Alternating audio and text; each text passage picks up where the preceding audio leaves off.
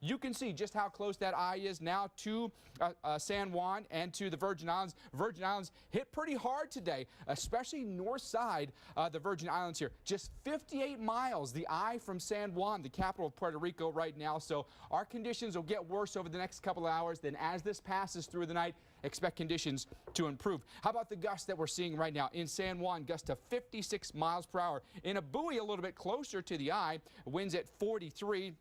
But you can see the farther you get away from the eye, the winds are significantly lower, 17 here, then over towards, say, Maguey's Islands here, only 21 mile per hour gusts. We have flash flood warnings in effect. A lot of rain is going to happen for us here, okay? And here's the model depiction. Right now, it's got a pretty good track on this. Then you can see the track goes north of the Dominican Republic and Haiti, then impacting by tomorrow night. We think the southern Bahamas here, Turks and Caicos, could be getting hit as well. And then by Friday, sliding just north of Cuba by this model depiction. Maybe the eye becoming slightly more ragged. Could we be potentially looking at a little bit of weakening?